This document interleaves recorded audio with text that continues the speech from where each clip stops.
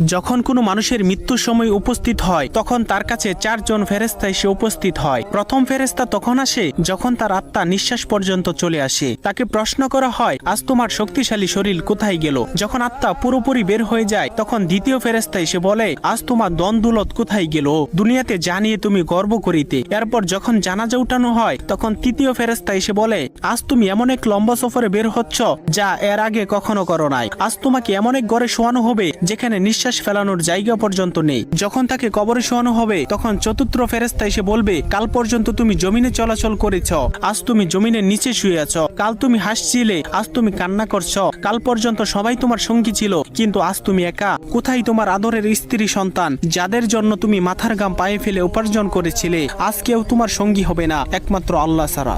আপনি যদি আল্লাহ তাআলাকে ভালোবেসে থাকেন তাহলে ভিডিওটিতে একটি লাইক এবং চ্যানেলটি সাবস্ক্রাইব করুন এবং আল্লাহ তাআলার নামটি কমেন্টে লিখে যান।